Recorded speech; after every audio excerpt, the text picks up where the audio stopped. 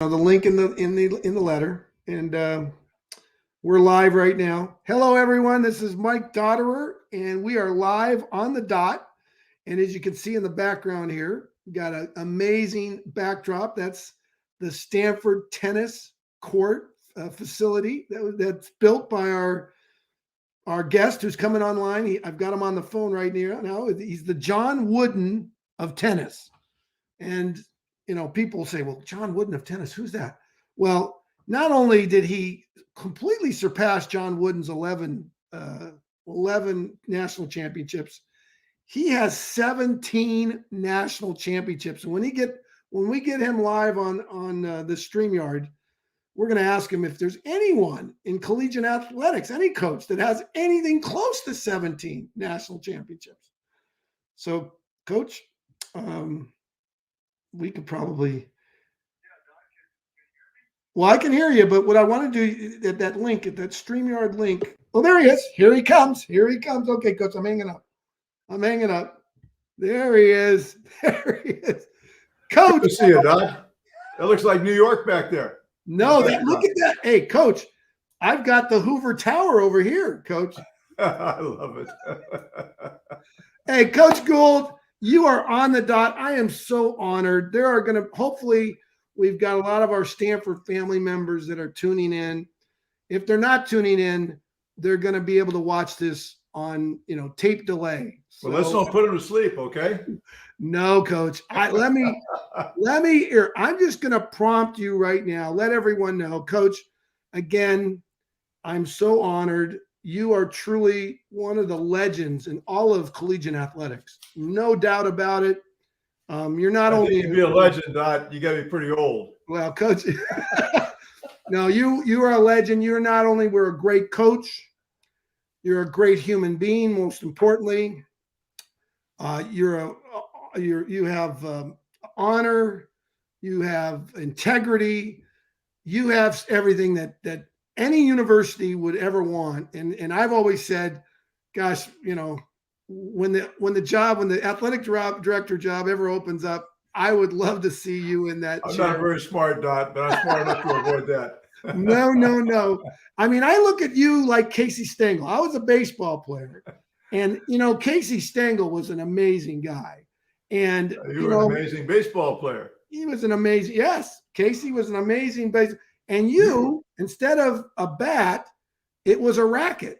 And Coach, if you could share with everyone, again, I do have to ask you this question. 17 NCAA championships. Is there anyone that has that many championships? Please. Yeah, there are. Well, first of all, I didn't win those. My players won them. That's the first thing to get across. And then the second thing is, I think Ensign Dorrance, the great women's soccer coach at North Carolina, has 19 or 20, something like that. I think there's a coach down, an indoor track coach at Texas or somewhere. Maybe he has 18. Al Skates, UCLA volleyball, had 18. So I couldn't catch those guys. Almost did. Well, Coach, you've named a couple. There's probably very few. All I know is John Wooden, who was a great coach, one of the great coaches of all time, 11. You have 17. And Coach, could you just talk about you grew up in Ventura, and could you just tell people about your back? How did you get into tennis, and how did it, you start playing the game, and then, just share with people your background. Sure. I actually, funny, Dot, if I played for Coach Wooden, I'd be able to tie my shoes okay. That was one of his great tenets. I grew up on a farm. My dad and mom both went to Stanford. My dad got out of Stanford during the Depression, and I think as a wedding present, his dad, who was a farmer, gave him about 13 acres, which he terraced on a slope and a hillside and put into a little lemon orchard. That was our income. And he also, when the trees were growing before they were producing fruit, he worked at a Chevron service station downtown and was a mechanic there. And Ventura is a great place to grow up, and wonderful place. I didn't want to play tennis. I never thought about tennis. And those days, Little League was just starting that year. And I tried out for a position in Ventura at that time. I tried out as a pitcher, and I did really, really well. And so I was selected for a team. And just before they had us put on our uniforms and we got our uniforms assigned, my mom said, "I think you're going to take a tennis lesson today." I said, "Tennis? No, I don't think so." And I'm out of farm town, oil community. I don't want to go downtown, little white shorts, for crying out loud. And I said, "No way." And she said, "Well, do you want to ride your horse this summer?" I said, "Yeah." And she said, "Well, you better take a lesson." And Don, I'll tell you, it was pretty nice. Turned out to be a guy a couple years ahead of me in my fraternity. Ron Hertel was also on the tennis team, and I had seen him play some at Ojai in later years. I idolized the guy, and the lesson before mine on this private home court in the middle of another lemon orchard, where there were two little twin gals taking a lesson. They're about 14, they had little halter tops on and hot pants, and they were pretty cute. And they turned to be Ron Hertel's sisters. And I thought, this game must have something, as I was waiting for my lesson to start. And then I got on the court, and I think the coach, a really great teaching professional, Harold Chafee. His daughter married Ralph Kiner, Nancy Chafee Kiner. She was one of the top 10 players in the world in her day in women's tennis. And he knew I didn't want to be there. He knew I liked other sports, and but he made everything I did in that court from the first ball I hit exciting. And it taught me a lot about teaching. You make that subject matter exciting to your pupils, no matter what it is. And the better teachers can do that. And first of all, your pupils all of a sudden relate to what you're trying to tell them. And I couldn't wait to get home to watch the ball as Ralph Kiner watched the ball come out of the pitcher's hand. I couldn't wait to step into the hit as Rocky Marciano, the heavyweight champ of the world in those days, stepped into his punch. And this game really had something to me. I never put a racket down from that time on. Wow, Coach, you know what? I wish I knew your history when I was on the farm, because I just love history. And those names, I know those names are synonymous with great tennis. And I remember as a kid, Coach, watching some of the, Ilie Nastase, Jimmy Connors, and a guy you coached who was just amazing with the racket, John McEnroe. So, Coach, you came to Stanford, and you played tennis? Tell us about your experience. Yeah, I did. In high school, I played basketball. I played football 1 year, but early on, and I didn't like getting hit, and I didn't like to hit very much. So I only played a year, and then I started. I played the rest. Went high school through a little basketball, and of course tennis season, and played tennis. Tennis was my sport, and I came to Stanford. That helped me get admission to Stanford, but I wasn't a great player. I think I was number 5 on our freshman team. In those days, freshmen couldn't play in the varsity. I was 4 or 5, although in fairness, the guys ahead of me were really quite good, and all of them started in the varsity the next year, except for me. And I was number 7 on the team, which is the guy just on the bench, not quite on the team. And so I just spent that time 2 years, number 7, kind of half on and half off. And that's a tough position to be in, which really helped me as a coach, because you usually have about a 10-person, 12-person team, and so only half of them ever get a chance to play. And it's tough sitting on the bench and not getting a chance. You can't substitute in tennis, so you don't get a chance to get in. So I learned a lot about patience, a lot about continuing to work. And by the time I was a senior, I was pretty good. And I ended up starting at number 6 on a good team. And then my last year, I was going to be at Stanford 5 years to get a master's. And it was all as a physical education major, which they had at Stanford in those days. I had to take an anatomy lab one winter, and we had a 3-hour lab every afternoon, Monday through Thursday, at least it was. And so I basically lost that winter of practice. And I was always working in the summer, so I couldn't play tennis in the summers. So I redshirted that year, and I got into graduate school. The dean of students helped me get into graduate school a special way where I could do it without getting a graduate degree. In those days, you couldn't have graduated and have another year of eligibility. So I never graduated in Stanford. I'm a class of 59, but got my master's in 60, thanks to this dean of students, Dean Winbigler. And that last year, I came number 3 in the team and had a really good season. And was right on the verge of, I was one of the top players in the country, not the very top echelon, but one of the better players in college tennis. And so I knew I was going to be a coach at that time. And my last couple of years of my senior year of college, my fifth year, I was watching every coach when we had a match, watching what he did, how he treated his players, how the players responded, and kind of finding my way. And it was really helpful to me knowing I was going to be a coach in those days. And I was assigned my first job at Mountain View High School, locally near Stanford. And I was the freshman football coach, and I was the head tennis coach, and had a classroom. Actually, in the days of no money in the pros, Paul Wiggin, the pros would always work in the summers, the pro football players. And Paul Wiggin, you may remember, was not only coach at Stanford and a great All-American here, about a year ahead of me in school. He had a classroom next to me when he had the off season in the spring. So it was a different world in those days. Wow, Coach. You know what, and you know, to see you start, you know, at, you know, when you were at the number 7 as a freshman, and then to work your way up to, you know, the top of the team, and to be one of the best players in collegiate tennis at that time. Well, not one of the top 10, but certainly one of the top 50 or so. You know. Yeah, but I mean, what you did, you came along. Yeah, but you worked at the game, so you knew what it took as a player to get to work at the game and to get up to that level. And then something clicked. You said, I love this game so much. I want to teach to the kids. And I love that you coached football. I didn't even know you coached football. Yeah, I did 2 years. I loved it. I learned a lot. I learned a ton. It really helped me in my tennis coaching, frankly. Well, yeah, the mentality. I mean, that's why, you know, I love players that, you know, I love watching the players that come and really dig, because they give, it's kind of that emotional experience that you also have with American football. So, well, one of the things that it really, really impressed me a lot was that I learned from my coach to make my teaching, try to make it exciting, what I was doing, make hitting a ball exciting for my pupils. And that really helped me as a tennis professional, as a teaching professional, and so on. And even with my teams.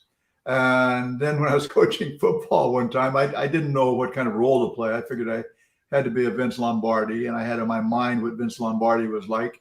And I thought he was really a taskmaster, which he was, but he also was loved by his players. But we had a little one-on-one tackling drill, not far enough away to get hurt, but I had 14-year-old kids, and there's a big difference in size and so on at that age. And I don't think not very many guys come into football want to hit somebody. I think you can learn to appreciate and enjoy contact.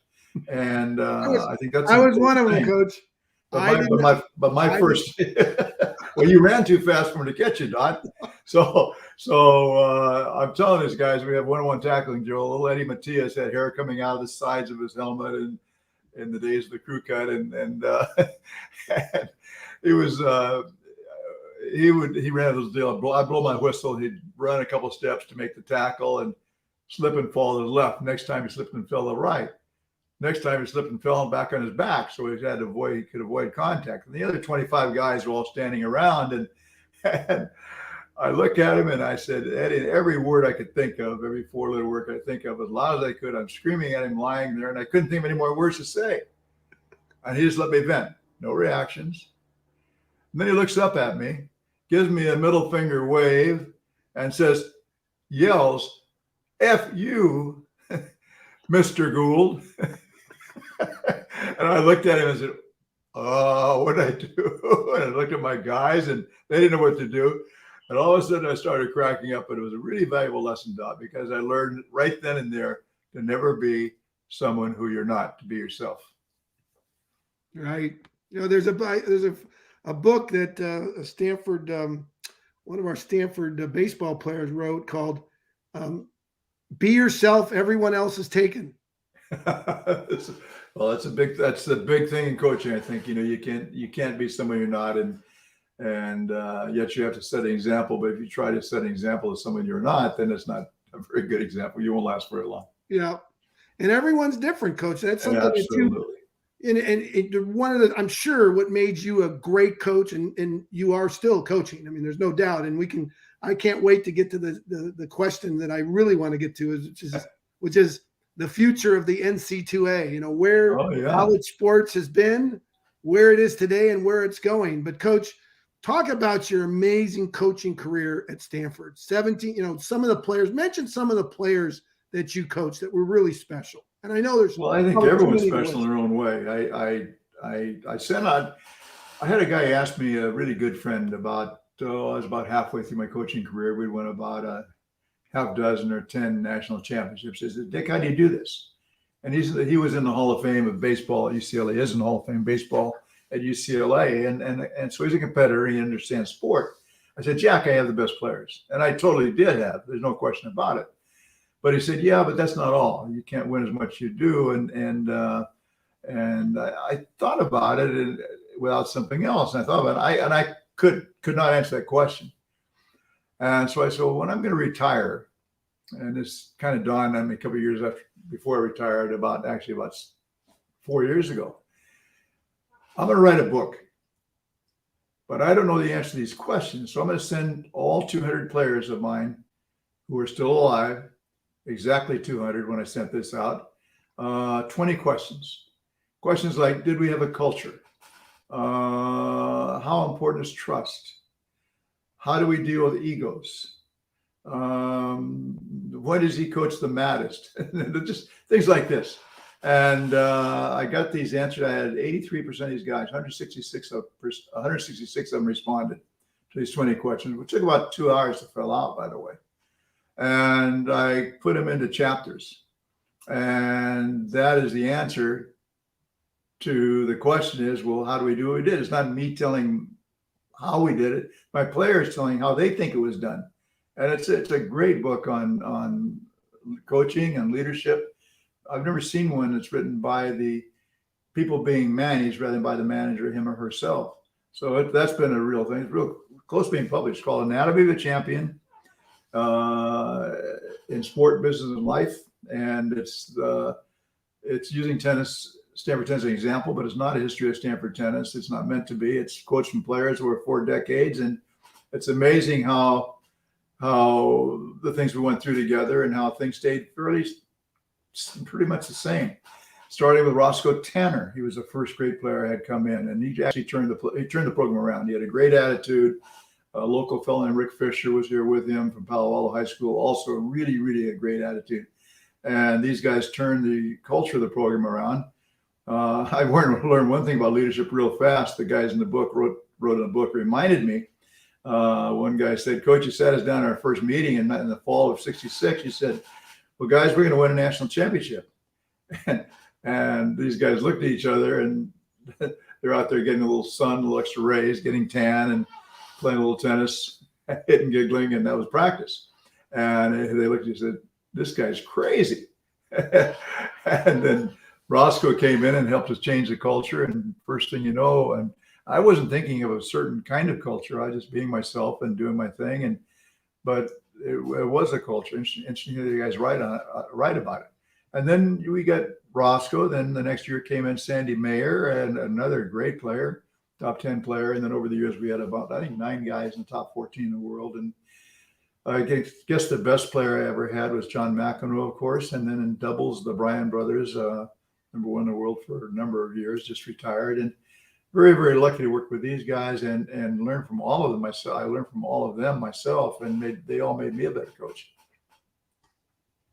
Well, Coach, the one thing you have in spades is the greatest virtue I believe that a person can have, and that's humility.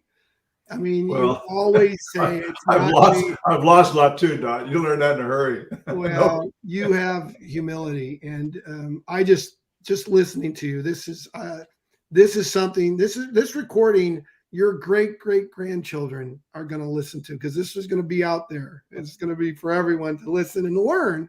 And I wanted to type in here, Coach. I wanted to type in for more information.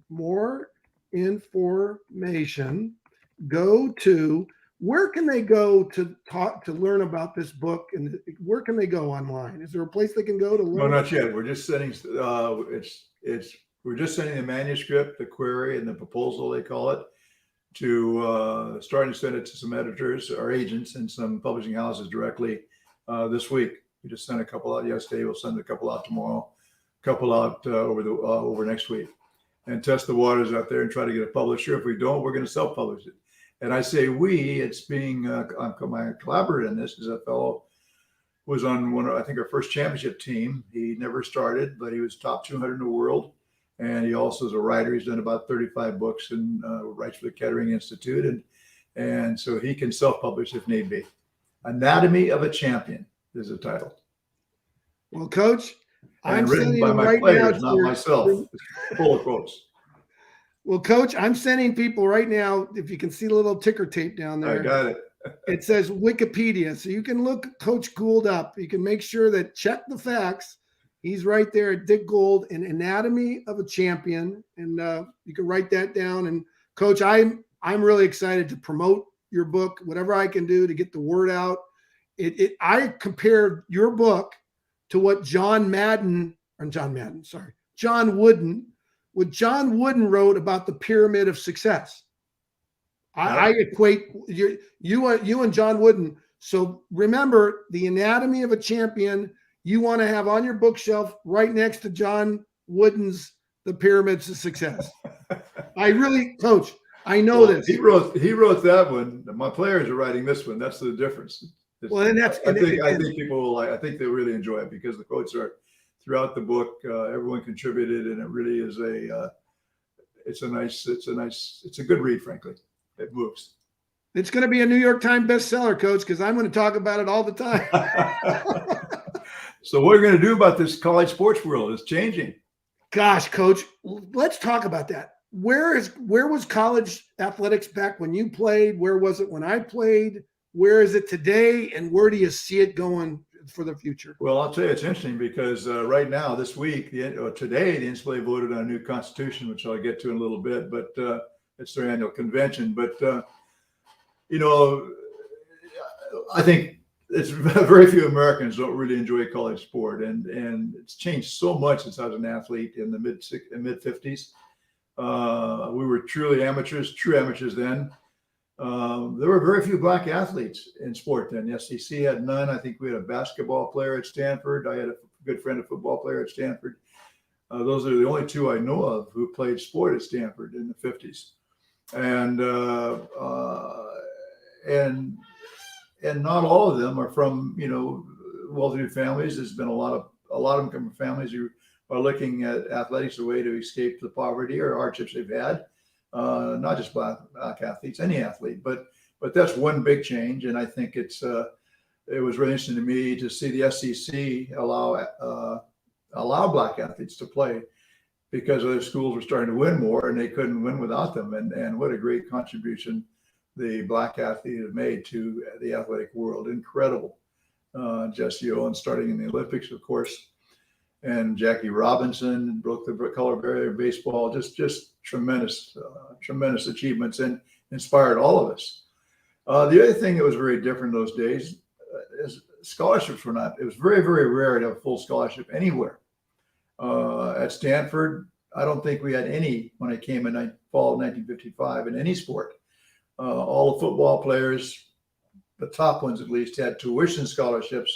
But every athlete, if they needed more than that, waited on tables. They called them hashers in the girls' dorms or the men's dorms, and for their meals, and to get their meals. And they worked in the corporation yard in athletics, mowing the baseball lawns, or lining the fields, or whatever it was, picking up papers after the games to pay for their room. So there were no such thing at Stanford as full scholarship when I started there, and. Then in football, as a result, in 1960, my last year, we went 0-10 because other schools started to give out scholarships, and Stanford wasn't.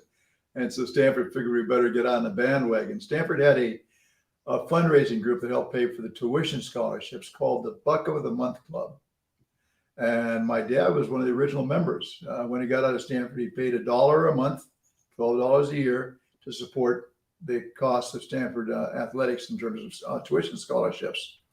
And that became the Buck Club. And then later, after Title IX, became the Buck Cardinal Club.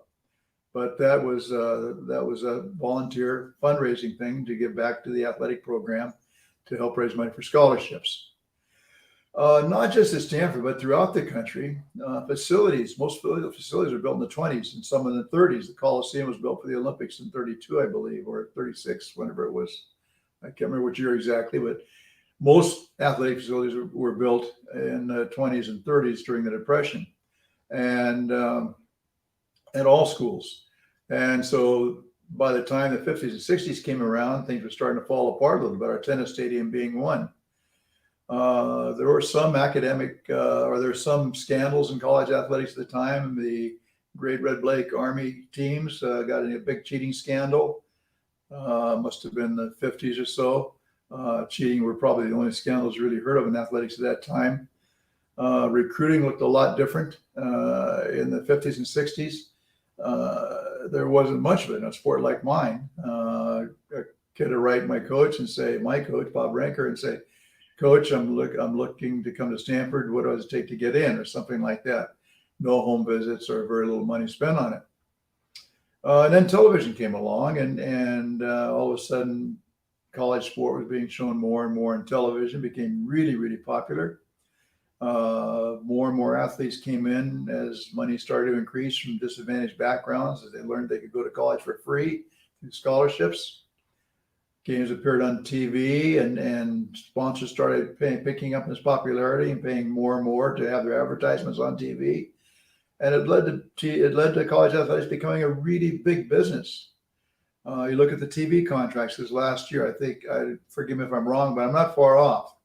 The SEC, every member of the SEC, Southeastern Conference, got $55 million from their 10-year TV contract just this year, and above and beyond their normal athletic budget from what they would have had 20 years ago. The Big Ten was second, I think, with about $45 million a year. The Pac-12 and Atlantic Coast conferences were down around $35 million, give or take. So the SEC, you wonder why some of these conferences are growing, and you look at where the money's coming into these schools to help build these powerhouses up more and more, and they're going to where the money is. And the SEC is certainly the leader in that respect, at least now. You look at March Madness. I've worked really extensively now in the concussion industry, education industry, since retiring from Stanford. And we were on the verge of a contract. We were talking to the NCAA and Department of Defense about a contract that would involve education for all college athletes and coaches, and for all military academy cadets dealing with concussions. And presented in February, got a call back in March as their committee was discussing this and the relative merits of it. Dick, sorry to bother you, but COVID just canceled March Madness. We lost $700 million. That was money that's the NCAA's big money measure. So we have to put a hold on what we were going to do together and considering doing together. So that killed that one right away. But there's big money in TV for the NCAA as well. Coach, football is more standalone, but basketball is really big. Coach, did you just say $700 million? Yeah. For March Madness. Yeah. Wow. So I think that figure's right. I'm quite sure. And that football this year was what, $350,000 or $400,000 the football playoffs. But that doesn't go to the NCAA. That's more the conferences. Coaches' salaries. I think this next year there will be 10 coaches in the country making right at $10 million a year, and these are 10-year contracts. Unbelievable. And the facility arm race that's happened. It's a whole different world now. Georgia, I read yesterday or 2 days ago, Georgia, won the national championship football. I love it down there in Georgia. What a great place. And they spent the last 5 years $13.5 million on recruiting for football alone at $2.7 million a year. And Athens has a great tennis facility, don't they? Athens. They do have a nice tennis. They do a great job with all their facilities. My favorite place down there. But my point is that college athletics has really become a big, big business. And that's interesting because we're operating in a nonprofit environment. We're at a nonprofit university, not we, everybody. And they aren't taxable. And I wonder when the IRS is going to say, wait a minute, how can you be a nonprofit business and not be taxed if, in fact, you have you're making all this money from your athletic programs? And so that's going to be a problem, I think, in the future they're going to have to deal with. And it's no wonder that the athletes have come up in the last few years, starting with Ed O'Banion, and saying, hey, you put my name on a jersey and sell it at the bookstore and UCLA, and you're making money on me. That's not right. I'm playing all these games, and you're getting a lot of money for your basketball program by the games I'm playing through TV and so on.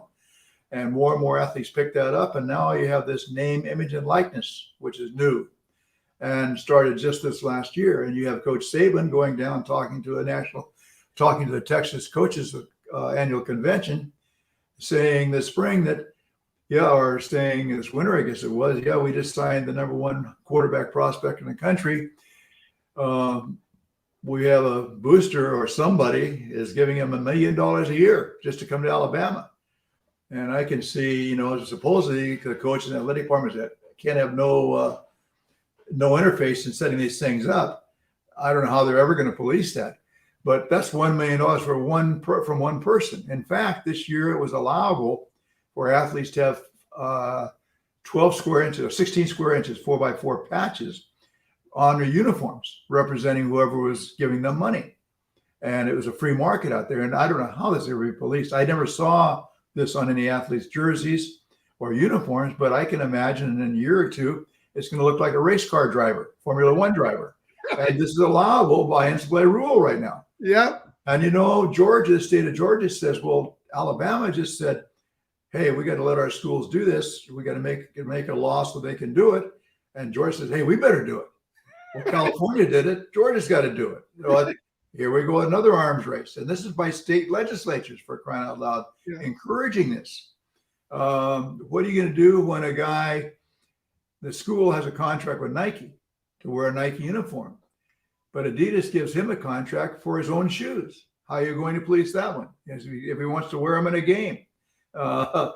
I can't see how name, image, and likeness means what an athlete's worth, and he should be able to take what he's worth. Well, you mean I can't have a college player, go to Wimbledon and play in qualifying, get $30,000 or something like that, $40,000, and take the money? I haven't seen anyone do it yet, but you have to be able to do that with this new law, rule. So prize money is going to be available for the golfers, the sponsorships for the Olympics. It's going to be an amazing thing. Athletes, amateurism in college athletics, been a joke anyway. It's really going to be a joke now. And yet you think about it, look at the Olympics. Everyone say, oh my God, the Olympics are going pro. The NBA, all the NBA all-stars going to be playing and so on. It didn't hurt the U.S. Olympic Committee at all. So, but I think the point is, not only are colleges looking at an IRS liability perhaps for big business on a nonprofit situation, but athletes are going to be termed employees, and everyone's scared to death of that because they're certainly not independent contractors. Someone's telling them what time to show up, what they have to do that day. It's not an independent contractor by any means of the word. But to say that's who's going to pay their taxes? Well, an athletic department pretty soon to pay their taxes. They're paying for their tax accountants. It's all going to be part of the bundle. That's going to be. Where is the word student athlete anymore? Look at loyalty that we build up. You go out and you can transfer anywhere right now. The transfer rule, you can transfer anytime, anywhere to any school without any penalty, not just as a graduate student. So that's another thing they're dealing with. So the NCAA finally said, hey, we can't handle this. We're getting sued like crazy for all kinds of things, from concussions to this to that. We have to do something. And so they spent the last few months making up a new constitution. And about within the last month, about a month ago, Division 3 and 2 on a straw vote, or maybe it was a little more formal than that, were 75% in favor of it. Division 1's 85% in favor of it. And that was voted on that's voted on yesterday, I think, and or today maybe it is. And that'll go through easily. So the NCAA is going to have a whole new look, and I think the conference are going to have a lot more say. And this is not just Division 1; it's all 3 divisions, and it's going to be a whole new look in college athletics, brought about by this big business, brought about by the TV things, brought about trying to enforce these rules. And there's a really good book coming out in about 6 weeks. And it's called College Sport on the Brink of Disaster. And the prelude to that was one called Marching Toward Madness. It's written by a fellow named Alan and the old-time tennis coach at Duke, John LeBar. And the first book I read, the other one's not quite available yet, but it's a great book in terms of the role of athletics in college and how it's changing and what it's going to look like. Are we going to destroy ourselves with what we're doing to college athletics? I guess the one thing that's certain, Dot, is that things are really, really changing. And I think the college athletic world that we know now is going to be vastly different within 5 years and probably within 2. Yeah. Conference realignments. We talk about Power 5 conferences, 5 big conferences. I think it's going to be a Power 1 conference, and everyone else is going to be Ivy, including Stanford. Frankly, how can a university president look anyone in the eye and justify what we're doing with college athletics in an academic environment? The athletic facilities are better than the labs, and in many places. And it just, and yet, as soon as the college athletic, I wrote a little endorsement of the book, and that's my comment. Who's going to be the first NCAA president to step up and say, have the guts to step up and say, hey, college athletics are out of hand. They're the ones that give the NCAA the sanction permission to do this. It's the presidents and the ADs together. And but they're going to be fired so fast by the constituents that they wouldn't have a chance. So they can't change it. Right. So where do we go? That snowball is getting bigger and bigger and bigger, and it's rolling faster and faster. That's going to be fascinating. And I don't mean to be negative about this. It's just changing. Maybe okay, but it's going to be different, whatever it is. Well, Coach, you're writing the book Anatomy of a Champion, and we had some Facebook user came on and said, well, he's going to add the book Anatomy of a Champion alongside Peyton Jordan's Champions in the Making. I love that book. It was a great book. Peyton was a really great friend. I admired him so much when I started coaching. One of the biggest thrills, Dot, was that we were inducted into the Bay Area Sports Hall of Fame in the same class. And it was really an honor to go up on stage with Peyton. Yeah, I'll never forget when I would walk out from the locker room, the old locker room that we had. Yes. That old locker room and Peyton Jordan. I'll never forget. He'd be sitting there with the former basketball coach, Howie Delmar. Yep. And I didn't realize at the time how legendary both those people. No, absolutely. Howie Delmar. Incredible people. Yeah, could you share with the people, Coach Howie and Coach Peyton, because those are coaches that you were there at Stanford when Coach Jordan was coaching it. Was he coaching at USC then or at Stanford? Well, no, he was at Occidental. He was an athlete at SC. He went to Occidental to coach, and he played football down at Occidental as well, or down at SC as well. And he was at Stanford when I came, and so was Howie. And Howie kept teasing me. He said, "Yeah, your mom kept writing me saying you're a great basketball player, but I knew better. I couldn't help you with admissions." Yeah. And then Peyton. I mean, it was an interesting time to coach because that was a transition during the Vietnam. In fact, the first part of my book starts out during the Vietnam War and Martin Luther King, speaking of his assassination, Kennedy assassination. I mean, a lot of things going on in the world then. And in fact, I had my first team. My top player was a senior and graduated early, so he could go to Cuba and cut sugarcane for Castro, and returned on a cattle boat and became a very conservative lawyer. But he was my number one player and didn't play his last year because he wanted to go help the cause at the time. It was an interesting time, and so all of a sudden the riots and the uprisings and things of this sort on campus, and my guys, they're students, they're part of Stanford, so they all got involved in it, and it was an interesting time to coach. I know Peyton would go crazy because guys, he loved that short hair and a Paul Wiggin crew cut look, which I would still have had any hair. And Coach, I got the same look. Peyton just, I mean, having people question Peyton on what he was telling them, if the coach said, go run through that wall, you go run through the wall. You weren't on the team. I mean, that's just the way it was. But all of a sudden, everybody's questioning everything, which is actually a good thing, I think. But it was a different time because coaching had to change. Yeah, well, we had this drill, Coach, back when I played high school called the Oklahoma drill. Oh, no more. No more. I know. Well, that's why people ask me. They say, "Dot, why do you be here?" He said, "Well, I started out. I'll never forget my freshman year of high school, and we had this drill, and I loved it, Coach. I mean, it was like I'll never forget when Kenny Marjoram played for the Chicago Bears and Jim McMahon and Kenny.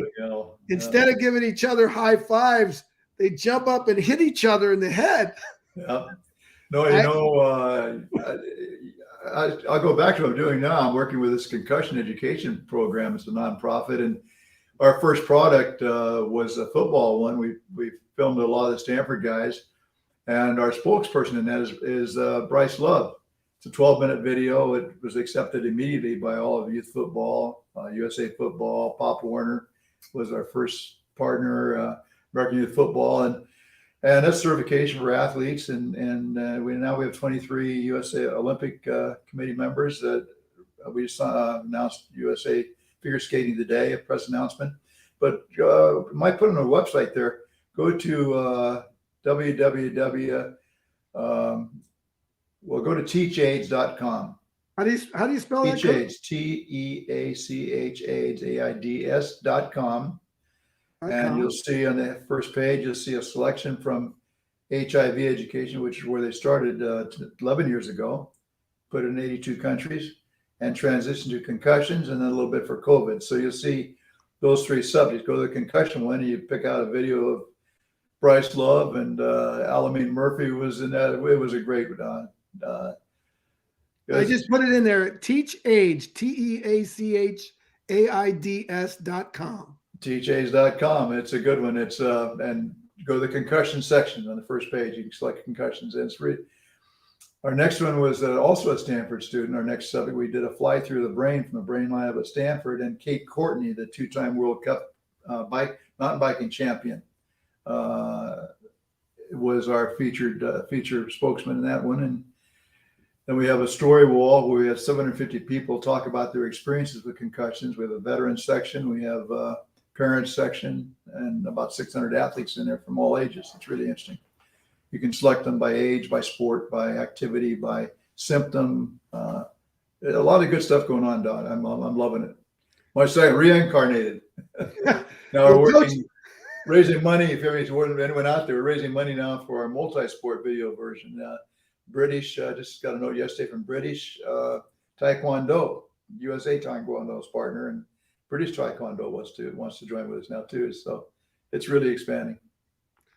Well, Coach, there's so many exciting things. You're writing books. You're on committees that are, I'm on the dot. Come on. And you're on the dot. Yes. And hopefully, our hope, Coach, is this goes viral, because I put up your Twitter link, and I would like to see everybody join Coach Gould's Twitter, because we got to get that number up, Coach. We want that to go viral.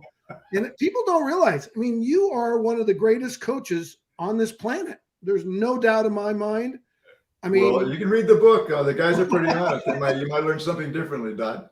Well, and a lot of business people, because I'm going to post this on LinkedIn, a lot of business people can learn from coaches that coach a sport, because, yeah, no question.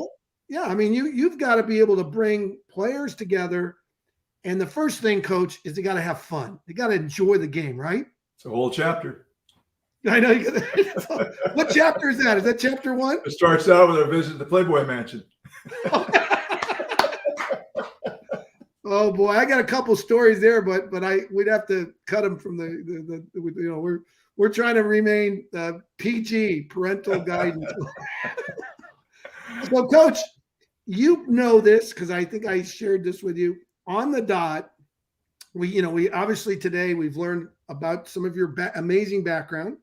We've learned about what what's happening today and what's going on with college athletics, you get the last word, and you get to talk as long as you want about what the most important thing is, because you've laid out. I mean, one of the books, I think you got to add this to your writing, ledger.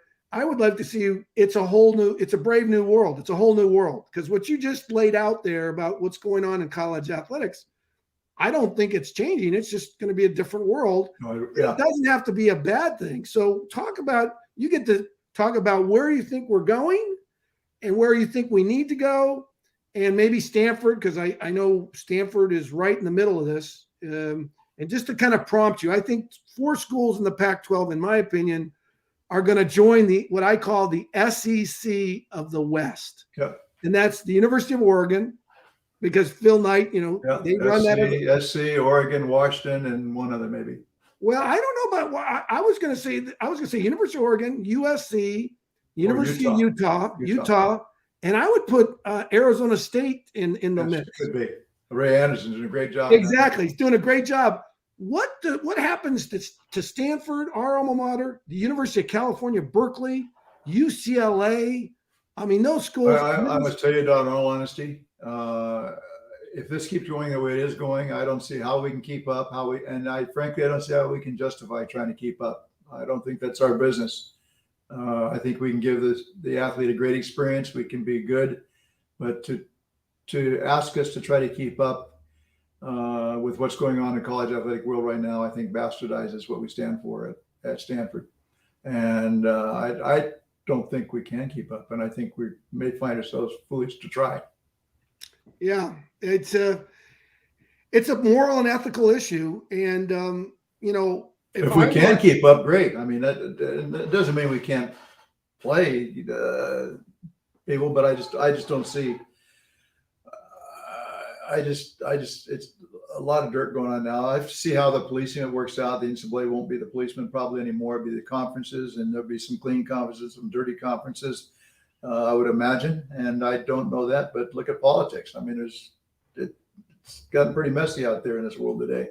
Well, yeah, I mean, politics, we've always talked about, a campaign finance reform, and, it just doesn't exist. Well, are you going to tell Texas A&M, who had the #1 recruiting year, and boy, what creativity. I mean, Coach, the creativity that went into what they did at Texas A&M to bring in great athletes, to use the name, image, and likeness. Yep. And to set up an LLC for all the players. I mean, that's what's done. Every school is going to do that, and it's going to be the idea of it. The idea of it is not bad, Dot. The idea, you can be at school, you can write a play, or you can write a book, or you can be an actor and go to play in the San Francisco Symphony every Saturday night and get paid. But an athlete can't do that. He can't use his talents to make any money. And it's not just a matter of getting by and having your expenses paid. It's maximizing what the other students are able to do. But in the athletic world, it's so out of proportion. I think the doors of Pandora's box are wide open right now. It's an interesting time. I just hope we keep athletics fun, and I just hope athletics doesn't bring the reputation of Stanford down. I'd love to see us be able to keep up. But we dropped 11 sports. We dropped a third of them. And I don't know how long we got them back, but that wasn't easy. And we dropped them because we couldn't afford to stay where we are by keeping them. And we're being told because of Title IX now, you can only have so many males on a team compared to the women's team. I mean, this teams are just the Title IX thing nationwide is a joke. I mean, tennis and volleyball, I think, have 4.5 scholarships for men, 8 for women. I have 4 daughters who play college sport. They benefit by that. I'm all for it. But do it sport by sport. Take football out of the equation, then it's even. We all have 6 as an example.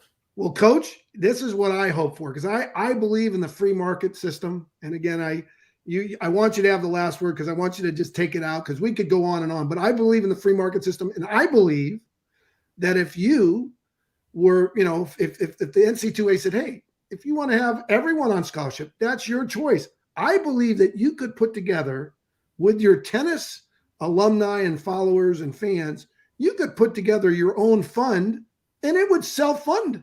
I believe you could this is what I believe. I mean, I believe that. And so, Coach, I think that that might be an opportunity for tennis or gymnastics. I have a good friend who was the captain of the gymnastics team at Stanford, Richard Rosen. And I didn't realize we have an unbelievable history of gymnastics at Stanford. Oh, incredible. Yes. And so what about the individual sports? I believe every sport at Stanford could conceivably set up their own, we could name, image, Dot, when I retired, when I retired from director of tennis 4 years ago, we were totally, our men's tennis program was totally endowed. All the salaries of the director of tennis position, the head coaching position, the assistant coach position, all the benefits of those salaries, all of our scholarships, which by NCAA rules limited to 4.5. The spillover from that, we have permission to use that for operating budget, and we had that all paid for at the level at that time we were allowed to operate at. We have a maintenance endowment bringing in well over $100,000 a year. And I'm really proud of that. I think I'm more proud of that than anything, leaving Stanford with the program totally endowed. Now, what's happened to the endowment monies, like there's no more director of tennis position. I don't know where that money went as an example, but it was a great ride. It was really fun for me to try to get that done. Well, Coach, you are amazing. I just had to post. There was someone that posted earlier, love Dick Gould. What a treasure. Well, Don, that's that. First of all, I'm blessed to be able to work at Stanford 52 years, Don. In my 52nd year, I retired. And I was blessed to be able to work there. I loved having the ability to create. Stanford's based on the philosophy of creating and be an entrepreneur and entrepreneurial. And it was heaven on earth for me, both from a coaching standpoint and from a place to work beyond that for 18 years as director of tennis. And I just so thankful for that. Thankful for the support we had. So many people helped us in so many ways, especially our former players. And then they come through again and help me. 83% of them, of the ones who are still alive, chimed in and contributed to this book. So it's a very special place. And, I had a grandmother go to Stanford, a grandfather go there. My parents went there. My brother, my sister went to Stanford. I have a couple of my children went there into graduate school. I have several grandchildren. Some of my kids go there. One of them's there now. So a lot of Stanford red in me. And I'm very thankful to have the opportunity to work at such a wonderful, wonderful place. With such great coaches, Dot. I think at one point I counted up and I had coached with 29 coaches who won national championships. That's pretty amazing. And all very, very special people. So for all my athletes, my fellow coaches who taught me so much, administration who backed me, thanks for making my life such a full one. Thank you, Coach. We love you. You're the best. And again, everybody, Anatomy of a Champion is coming out in this year, right? Yeah, it's probably about 4 to 6 months away. I'd say 6 months, but it'll definitely be this year. Well, Coach, can we get you back on the dot when we launch the book? Can we get you back on? I want you to get me a publisher, Dot. Come on. Hey, I'm taking you up on that, Coach. And don't hang up. Don't hang up. We're just going to close it out. So, Coach, what's your message for all the people? Because people all over the world are watching this. Just to let you know, there's someone that sent a message in Russian. So there's someone from Russia watching this. So what's your message for everyone? And I'm just going to, don't hang up, but you get the last word, and I'm going to end the broadcast when you finish. Well, we've talked about a lot of things that are pretty serious, Dot. And I think the thing that I always try to convey by what I did and with my players and with my family, life is a lot, mostly what we can make it. And some of us are blessed to start in a little different place than others, but we have to enjoy what we're doing. And I think, I think never forget the power of a smile. I love Skip Kenny, our old Olympic swim coach from Stanford, my compatriot in coaching. And he would say, just smile, spread sun. a smile spreads sunshine around. It spreads a good feeling around. So keep a smile, guys, and gals, no matter what the situation. And remember, no matter how bad things make, it's a great challenge to get. It's a great challenge to try to make them better. And I think we all owe it to ourselves and to our families and to our constituents to try to be a little better each day in everything that we do, and keep smiling along the way.